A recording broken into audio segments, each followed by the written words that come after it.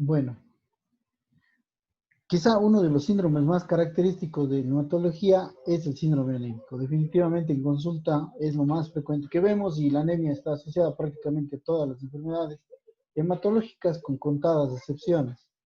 Entonces esto hace que sea muy importante que podamos distinguir este síndrome de los demás, ¿no? Aquí en este dibujo pueden ustedes apreciar lo que sería digamos, un recuento de glóbulos rojos normal y pues obviamente con anemia estamos viendo que es una deficiencia del total de glóbulos rojos.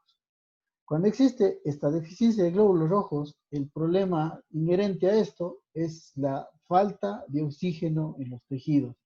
Y los síntomas y signos que produce el síndrome anémico se debe justamente a eso, a la disminución del oxígeno en los tejidos. Entonces vamos a tener muchos síntomas que están asociados a este síndrome y que se basan en este principio fisiopatológico, en la disminución del oxígeno que llega al aporte a los tejidos, ¿sí? No como tal al hecho, digamos, directamente a la causa de la anemia como tal, ¿sí? Entonces, hay que tener en cuenta que el nivel de hemoglobina va a tener diferentes consideraciones. Si estamos hablando de una población en especial, ¿no es cierto? No es lo mismo, por ejemplo, hablar de la ciudad de Guayaquil o hablar de la ciudad de Quito, Cuenca o Machala, que tienen características diferentes, con personas también que pueden tener también sus diferencias en cuanto a factores nutricionales, factores medioambientales, sino también depende de la edad que tenga el individuo y el sexo, no es lo mismo si es varón o es mujer, pues ahí vamos a tener también algunas diferencias en lo que significa los niveles de hemoglobina. En la tabla que ustedes están viendo abajo, nos da un ejemplo de cuáles serían los rangos de hemoglobina normal, por ejemplo, en adultos, que va de 13 a 17 en adultos varones, en mujeres adultas de 12 a 15, fíjense, en mujeres embarazadas, ya por el hecho de estar embarazadas, pues la hemoglobina ya disminuye 1 gramo, no de 11 a 14, como rangos de normalidad. Aquí estamos viendo el hematócrito. Recuerden que habíamos dicho que el hematócrito es un subrogado del nivel de hemoglobina. Sí, sí, entonces vemos esto de aquí, pues nos explicamos cómo funciona esto aproximadamente. Ahora en niños de 6 a 12 años va desde 11,5 a 15,5, niños de 6 meses a 6 años de 11 a 14, en los niños de 2 a 6 meses de 9,5 a 14, fíjense. Estos tienen el nivel más bajo de hemoglobina y es considerado completamente normal. Y los recién nacidos, curiosamente, puede ir con un amplio rango desde 13,6 hasta 19,6. ¿Sí? Esto tiene que ver sobre todo con lo que es el parto y el momento en que se pinza el cordón umbilical y muchas otras situaciones. Pero como les pueden ver ahí, se considera normal hasta 19,6 de hemoglobina. Muy bien. ¿Cómo medimos nosotros la hemoglobina? Se puede medir de varias formas. Yo creo que una de las formas más fáciles es medir el hematócrito, sea en tubos de Vintro, que son tubos como este, que dejamos nosotros reposar y ven cómo el contenido de glóbulos rojos cae hasta el fondo. Luego tenemos una capa intermedia, en la cual vamos a ver los glóbulos blancos, y finalmente la capa de plasma. Recuerden que el hematocrito normal aproximadamente está en 45%, tanto para hombres como para mujeres, ¿no? Anemia, pues se definiría fácilmente por una disminución del total de glóbulos rojos. Y policitemia sería su contrario, como vemos en esto, ¿no? Ahora, el microhematócrito es aquel que se mide en tubos capilares como estos pequeñitos que se pueden ver aquí. Y pues ahí estamos viendo igual el hematocrito, en el caso de anemia y policitemia.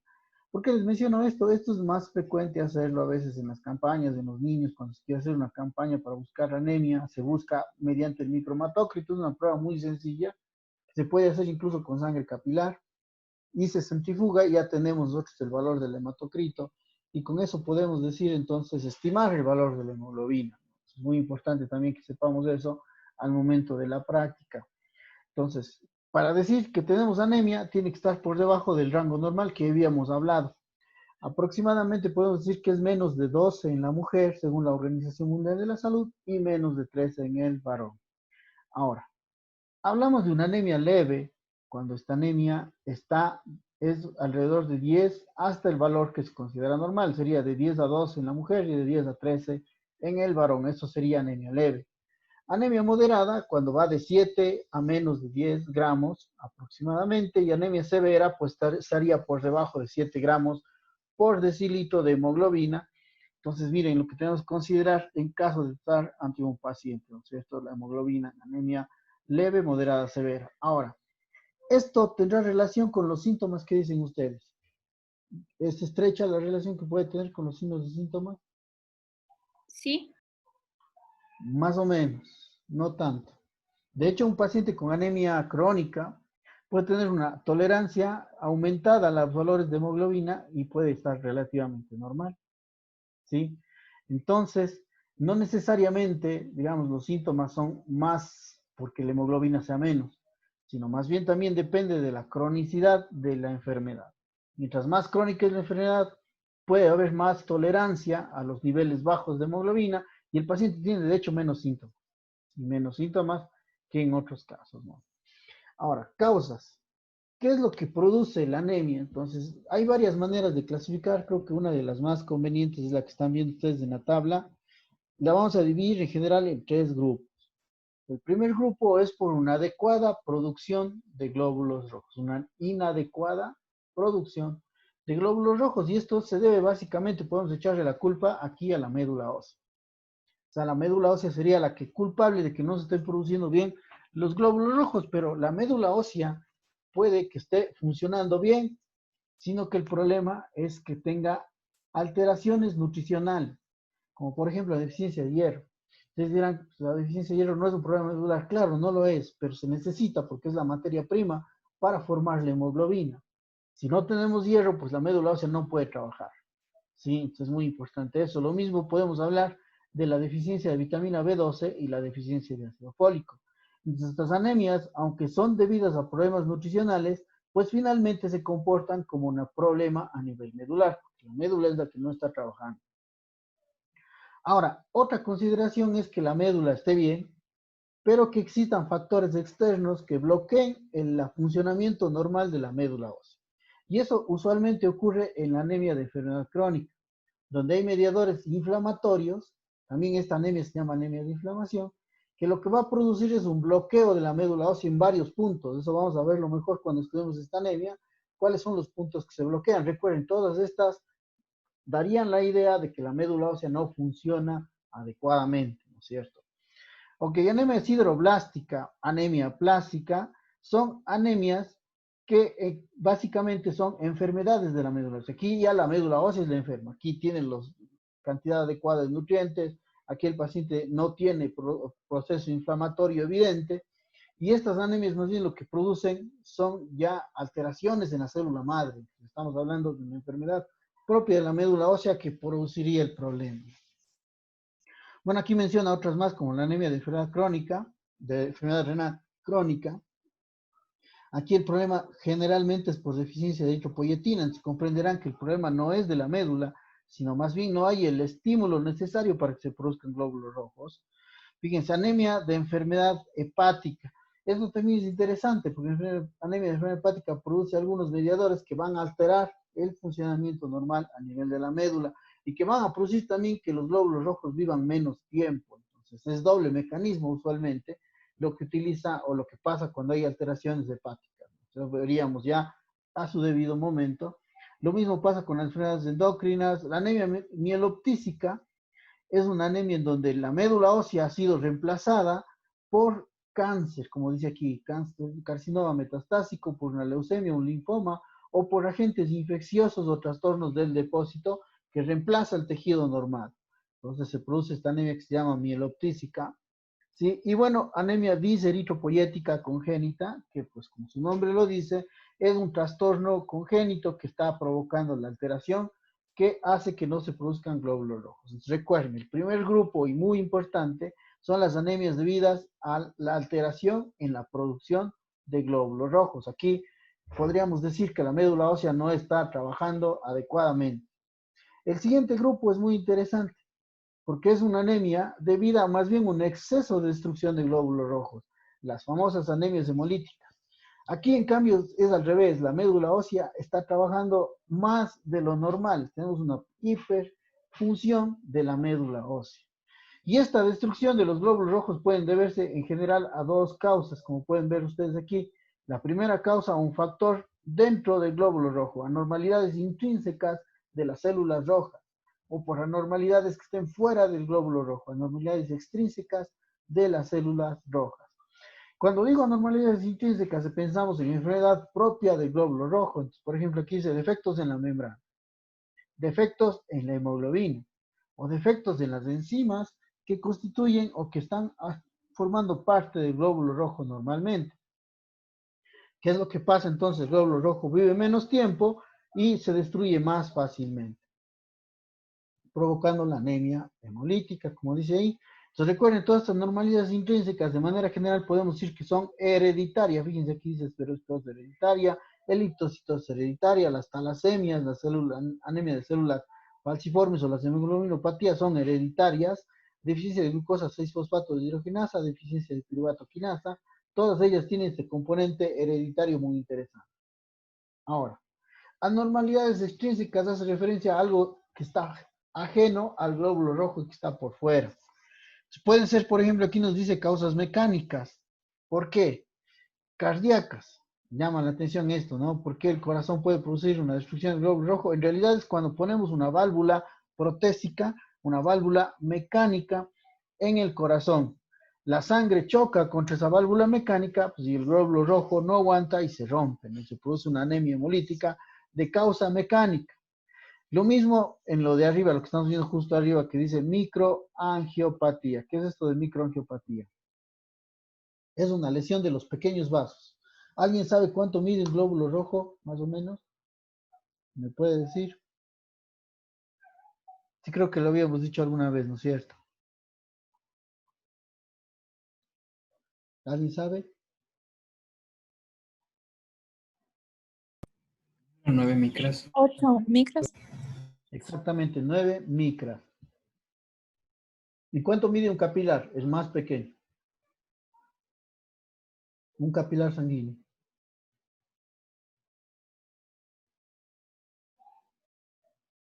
¿Saben ese detalle? No, o sí.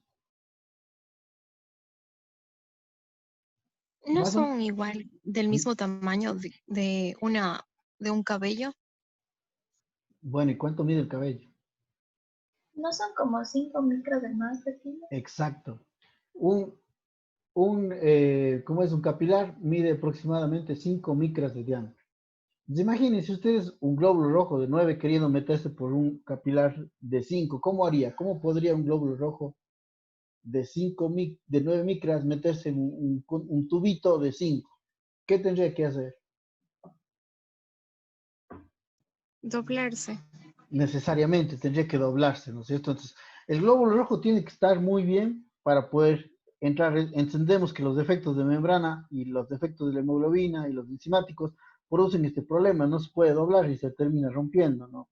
Pero acá, en cambio, cuando hablamos de microangiopatía, sí, el glóbulo rojo sí se dobla, pero el problema, imaginen ustedes que el vaso sanguíneo está enfermo y que está con varios, como espinas dentro del vaso sanguíneo. Entonces el glóbulo rojo trata de pasar doblado, pues necesariamente se toca con estos y se corta en pedazos, ¿no? Se corta en pedazos, se llama microangiopatía. Literal es lo que vemos, ya vamos a ver unas imágenes para que puedan entender mejor esta parte.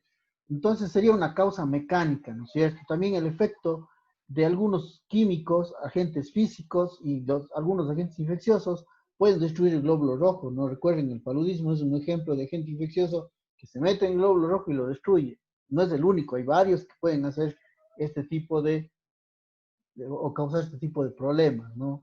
Entonces también van a producir destrucción. Todo esto no tiene nada que ver con el glóbulo rojo está normal, sin embargo se destruye por estos agentes y quizá lo más frecuente es lo que me estoy saltando, ¿no? Anemia hemolítica inmune es lo más común, es decir, anticuerpos que estén dirigidos contra el glóbulo rojo. ¿Sí? Y esto por autoanticuerpos, ¿no? Es decir, anticuerpos que el mismo paciente genera contra sus mismos antígenos, ¿sí? Es un desorden, entonces, autoinmune. Un desorden autoinmune es un desorden de sus defensas. Pero también puede ser aloinmune, y esto es interesante porque esta palabra ya no es la misma, ¿no? Aloinmune. ¿Alguien tiene idea qué hace referencia a esto de aloinmune?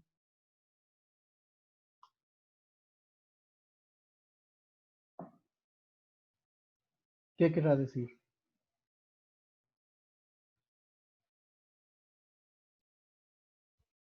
¿No? Aloinmune hace referencia a las transfusiones. Cuando veamos terapia transfusional vamos a ver que si yo transfundo un paquete globular con otros antígenos, voy a generar que el paciente genere anticuerpos contra esos antígenos, destruyendo los glóbulos rojos, incluso sus propios glóbulos rojos. Eso vamos a ver cuando veamos transfusiones y entender un poco mejor este proceso aloinmune, ¿no? O aloinmunización, antígenos contra el propio glóbulo rojo producto de una transfusión. Bueno, inducido por drogas también, algunos medicamentos pueden producir también la destrucción del glóbulo rojo. No es muy frecuente, pero sí, por ejemplo, el cloranfenicol, por ejemplo, el trimethoprim-sulfamethoxazol, la nitrofurantoína, son fármacos que a lo mejor ustedes habrán escuchado, pero que pueden producir destrucción de los glóbulos rojos. No en todos los casos, obviamente, porque son de uso bastante frecuente los fármacos que les he dicho, que les he mencionado. Entonces, esto es anemias hemolíticas. Recuerden, por favor, el primer grupo es porque la médula ósea no funciona bien, ¿sí? Y es por deficiencia en la producción de glóbulos rojos. Y el segundo grupo, en cambio, es porque la médula ósea funciona demasiado. Hay un exceso de la función de la médula ósea y se llama anemia hemolítica. Y finalmente, el tercer grupo es este de aquí, anemias debidas a un exceso de pérdida sanguínea. Quiero ser muy enfático aquí que no estoy hablando de una pérdida chiquita, estoy hablando de una pérdida grande hace poco tiempo, por ejemplo, 2 semanas. Un paciente que tuvo un accidente de tránsito y sangró hace 2 semanas y viene ahora con anemia. Eso sí es anemia por pérdida excesiva de sangre, porque sangró mucho. Ahí dice pérdida excesiva. Un paciente que tiene una úlcera gástrica y que está sangra y sangra todos los días, pero sangra microscópicamente, ni siquiera se ven las heces. Ese paciente también hace anemia, pero no es anemia por pérdida de sangre, es anemia por deficiencia de hierro, que tiene que ver otro mecanismo completamente diferente, ¿no? Eso vamos a entenderlo mejor. Recordemos, el es exceso de pérdida de sangre. Exceso, ahí está la palabra clave. Tiene que haber una pérdida sanguínea importante para considerar que sea esa la causa de la anemia. Y bueno, obviamente, ¿cómo está la médula ósea cuando se pierde sangre? ¿Estará funcionando bien o estará funcionando mal? ¿Qué dice? ¿Qué opinan? Quizá trabaja de más para compensar la pérdida. Exactamente, la médula ósea está trabajando de más para intentar compensar la pérdida. Entonces es muy interesante, muy importante que tengamos en cuenta. Ujú. Bueno, sigamos. Ahora sí vamos con el síndrome anémico propiamente dicho. ¿Sí? El síndrome anémico propiamente dicho, ¿sí? Es ya el conjunto de signos y síntomas que va a tener el paciente asociados a la anemia. Entonces hay varios signos y síntomas, pero vamos a coger los más importantes. Obviamente cuando veamos ya una anemia por deficiencia de hierro, anemia megaloblástica, vamos a hablar de algunos signos que también tienen esos pacientes, pero que ya corresponden a un grupo especial de anemia, ¿no?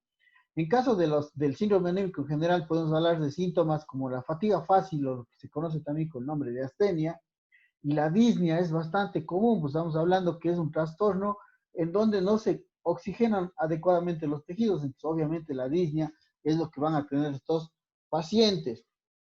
Ahora, hay algunos datos, como les había dicho, que son específicos de una enfermedad. Por ejemplo, la pica. ¿Qué es la pica? El deseo de ingerir tierra. El último, me acuerdo un paciente que me dijo esta vez, doctor, no tiene idea, yo huelo tierra mojada y me quiero lanzar a comerme toda la tierra que está en el piso, me decía él. Y es un paciente que tiene anemia por deficiencia de hierro, ¿no? Anemia por deficiencia de hierro es lo que nos da esta famosa pica, ¿no? Deseo de ingerir tierra o puede ser deseo de ingerir hielo también, ¿sí? También se podría considerar anemia por deficiencia de hierro. En cuanto a los signos que uno puede apreciar al examen físico, es taquicardia, justamente el corazón lo que intenta es compensar esta deficiencia de oxígeno en los tejidos, incrementando la velocidad del flujo sanguíneo. Entonces, la taquicardia es un mecanismo para que los tejidos estén mejor oxigenados. Es bastante frecuente encontrar los pacientes taquicárdicos y la palidez.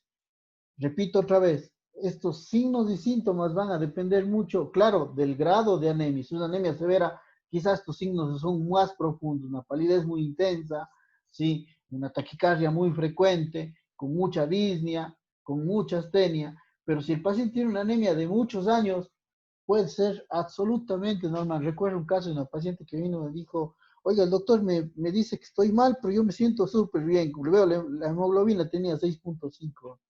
Digo, pues seguro no tiene ninguna molestia. Y me dice, no, puedo subir escaleras, yo hago ejercicios, salgo al gimnasio, y la paciente como si nada, así, como si nada, porque tenía una anemia que venía arrastrando desde mucho tiempo. Ahora, lo peligroso es que esta anemia puede hacer insuficiencia cardíaca si le dejamos ahí, ¿cierto? Va a empezar ya a repercutir en el corazón y eso nos va a dar problemas a la larga. Entonces tampoco es que es buena idea porque no tiene síntomas dejarle así, ¿no? Entonces es muy importante tratar estos problemas. Bueno, existen síntomas que pueden ser asociados a la causa de anemia, lo que les decía. Estos son propios del síndrome anémico, pero tenemos otros que pueden ser comunes a los pacientes con diferentes trastornos, por ejemplo, deficiencia de hierro. Pacientes que estén embarazadas probablemente es por deficiencia de hierro. O, miren, pérdida crónica de sangre, que les decía, la pérdida por una úlcera gástrica, lo que nos va a dar comúnmente es deficiencia de hierro, no anemia por pérdida de sangre. No, anemia por deficiencia de hierro es lo que nos suele dar. En caso de los pacientes alcohólicos, suelen asociarse mucho esto a la deficiencia de vitamina B12, ¿sí? En caso de alguno de uso de medicamentos, por ejemplo, cloranfenicol, metrotexate o aspirina. Bueno, cada uno tiene un mecanismo diferente, obviamente.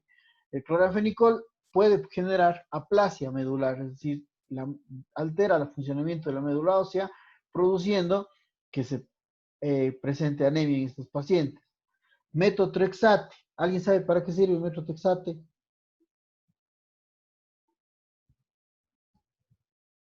¿Qué me dice? Para cáncer. Ya, se utiliza en tratamiento del cáncer, es correcto, algunos linfomas, de cáncer de seno y algunas leucemias incluso, que se puede usar metotrexate. Eh, También se utiliza para el manejo de enfermedades autoinmunes como artritis reumatoidea, por ejemplo. Tiene indicación en algunas enfermedades. Y pues básicamente el metotrexate es un antifolato, es decir, bloquea al ácido fólico. Entonces ahí entendemos por qué se asocia con anemia, ¿no? Porque produce deficiencia de ácido fólico. Y la aspirina, ¿por qué mecanismo producir anemia? ¿Alguien me puede explicar por qué?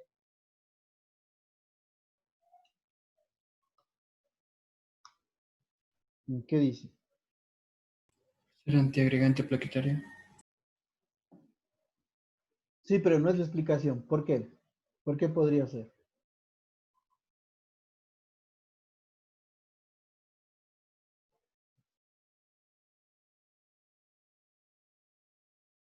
A ver, ¿qué hace la aspirina para ser antiagregante? ¿Qué bloquea?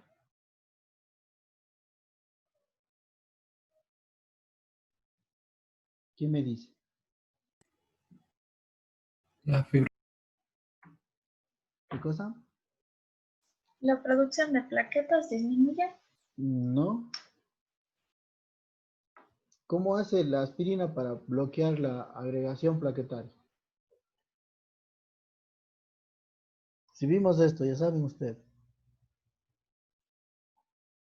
¿No es bloqueando el COX-1 y el COX-2? Exacto, bloquea la ciclooxigenasa. Entonces no se van a producir tromboxanos y al no haber tromboxanos no se activan las plaquetas. Ese es el mecanismo por el cual la aspirina produce antiagregación. Pero no solamente afecta a los tromboxanos, afecta a los leucotrienos y también afecta a las prostaglandinas. Que las prostaglandinas son necesarias ¿para qué? ¿En qué órgano?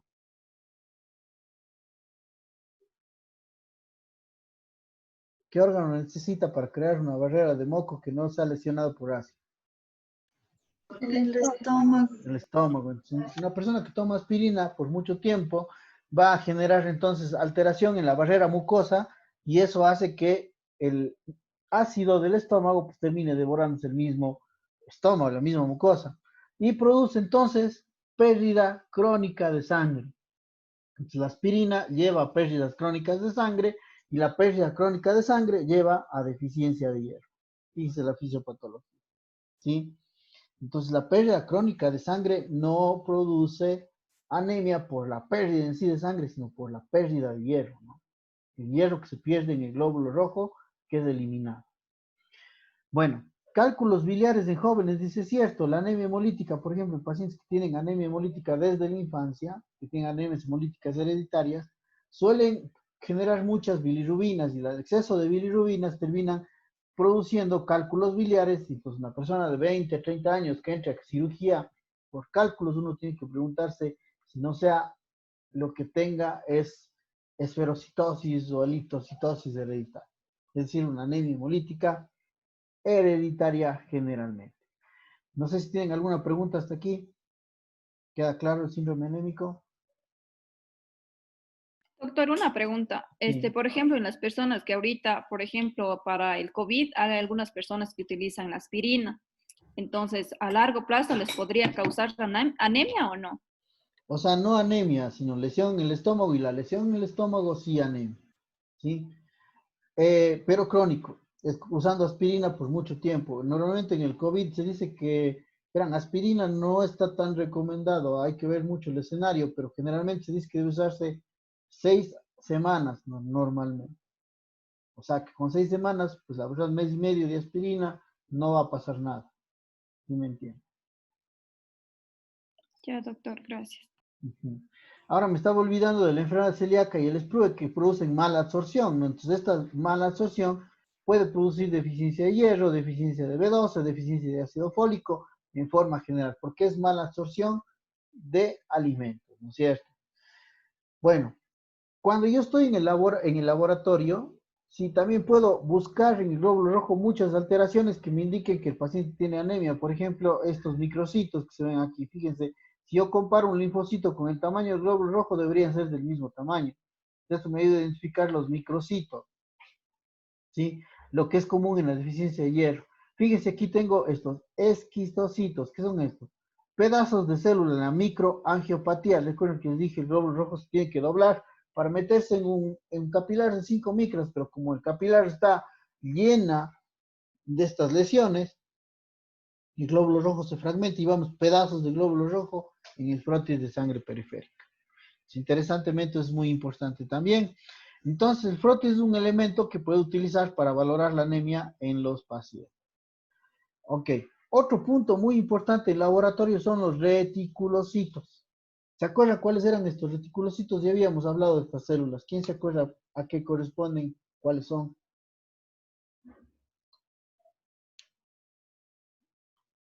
¿Qué eran los reticulocitos? Los glóbulos rojos inmaduros. Glóbulos rojos inmaduros, correcto. En primera, son más grandes que un glóbulo rojo normal, ligeramente más grandes. Y segundo, como pueden ver aquí pintados con azul de metileno, se pueden ver restos nucleares. Esto no debería haber, un glóbulo rojo normal no tiene por qué tener restos nucleares como este que se ve aquí, por ejemplo. Pero como este tiene restos nucleares, decimos que es una célula todavía inmadura. Son células inmaduras que están en sangre periférica, ¿sí? Entonces, ellos van a tener restos del ARN, que es lo que se pinta con esta tinción supraorbital, o de azul de metileno, ¿sí? Entonces, lo interesante de los reticulocitos es que me van a reflejar la actividad de la médula ósea.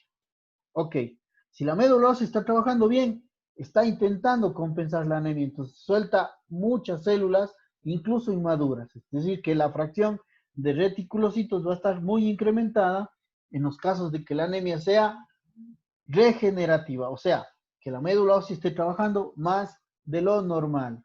Y en cambio, si la médula ósea no trabaja, no puede trabajar, se llama arregenerativa, es decir, el número de reticulocitos estaría por debajo del rango normal. Ya vamos a ver el rango normal, ¿sí? Entonces, repito, la respuesta apropiada de la médula, es decir, si hay anemia, lo apropiado sería que la médula ósea compense esa deficiencia aumentando la cantidad de reticulocitos, más del 2%, ¿sí?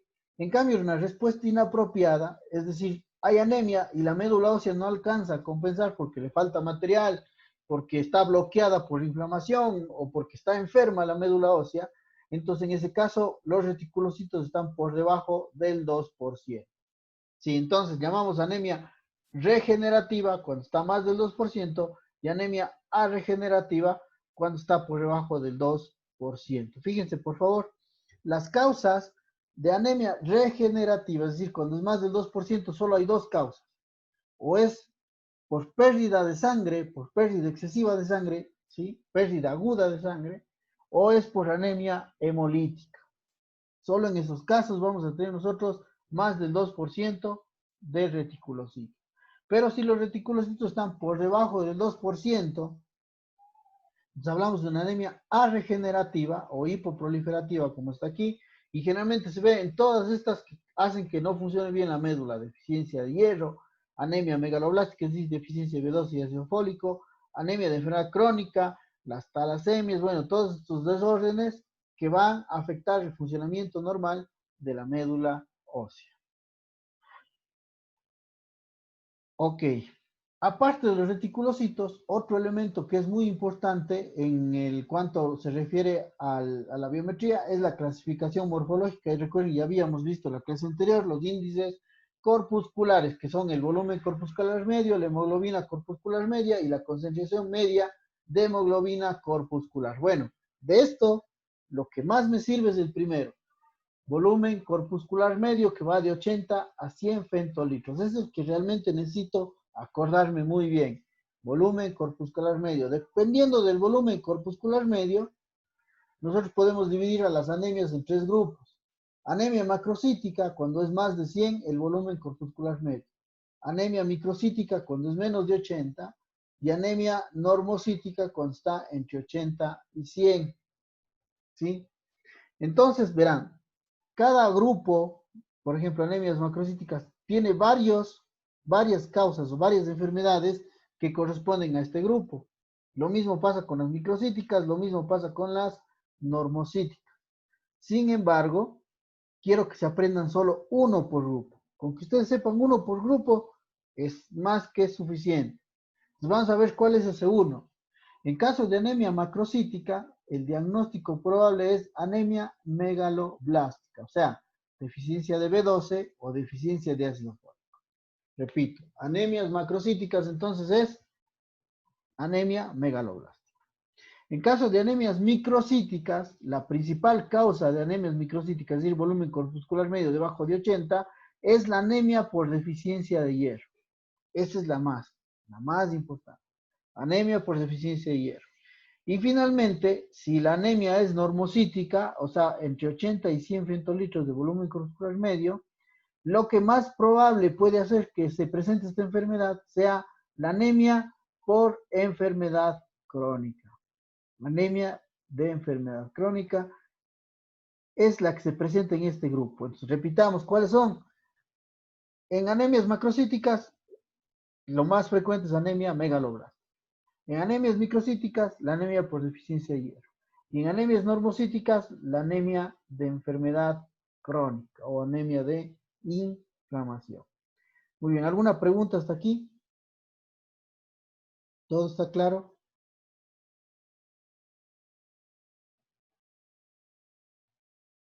Sí, Entonces, doctor, todo claro. sí, entonces para terminar, quiero llegar con este algoritmo. Sí, es muy interesante este algoritmo, que nos permite hacer un abordaje muy interesante de todas las patologías. Fíjense, aquí dice, si yo tengo una biometría en donde tengo hemoglobina menos de 2 en la mujer o menos de 3 en el varón, es decir, anemia, que tenga anemia, tengo que ver si esta anemia está asociada a qué, a leucopenia o trombocitopenia. Si es que es así, si tenemos leucopenia, si tenemos trombocitopenia, lo que se debe hacer es un frotis de sangre periférica, sí, incluso puede llegar a necesitar un estudio de médula ósea. O sea, no solo anemia, sino también leucopenia y también trombocitopenia. En caso de que la anemia sea el único hallazgo, o sea, el paciente no tiene otra cosa sino pura anemia, aquí tengo que clasificarle por los reticulocitos. El siguiente paso sería ver los reticulocitos. Si los reticulocitos están arriba del 2%, hablamos de anemia regenerativa, ¿sí? Que podría ser solo por dos causas: pérdida aguda de sangre y por anemia hemolítica. Digo, ¿y cómo diferencio la pérdida aguda de sangre de la anemia hemolítica? ¿Cómo puedo hacer la diferencia? ¿Qué me dicen ustedes? Por la bilirrubina. No, Por la algo más, función de la médula ósea. algo más fácil que puedo hacer hace rato sin necesidad de hacer laboratorio. ¿Cómo diferencio? Antecedentes. Antecedente. Solo le pregunto, ¿sangró usted? Si me dice sí, pues puede ser que sea por pérdida aguda de sangre. Y si me dice no, pues estamos ante una anemia hemolítica, ¿no? Es tan simple como preguntar el antecedente del sangrado. Ahora, si los reticulocitos están por debajo del 2%, ya sabemos, se llama anemia arregenerativa. Entonces, a esa anemia le clasifico en anemia microcítica, normocítica y macrocítica. Ok, anemia microcítica, la causa más común era ¿cuál? La anemia por deficiencia de hierro. Ok. En caso de anemia normocítica, ¿cuál era la más común? Enfermedades crónicas. Anemia de enfermedad crónica, la que está aquí primero, ¿no? Y finalmente la anemia macrocítica, Anemia Megaloblástica. anemia megaloblástica, que es anemia por deficiencia de B12 y de ácido fólico. Ok, son varias cosas que están por debajo, no, no solo es eso, pero tenemos que aprendernos al menos uno y poco a poco ya van a ver que ustedes van a ir sumando más cosas a cada grupo. Entonces, primero nos aprendemos uno por grupo. ¿Preguntas? Sí, doctor, una pregunta. ¿El valor de los reticulocitos nos arroja la biometría o mandamos a pedir? ¿O No, se cómo? manda lo que la biometría debería venir con reticulocitos, o sea, debería traer los reticulocitos, pero desgraciadamente en nuestro medio no, hay que pedir, hay que decirle biometría más reticulocitos cuando pide. No, no les reporta. Gracias. Muy bien, la próxima clase vamos a hacer unos casitos para poder entender mejor esta parte. Si no hay preguntas, dejamos hasta ahí. Doctor, usted decía que cuando anemia tienen la gana de comerse el hielo, Sí. ¿es incluso estando, o sea, sin ver el hielo o Sí. póngase, ve el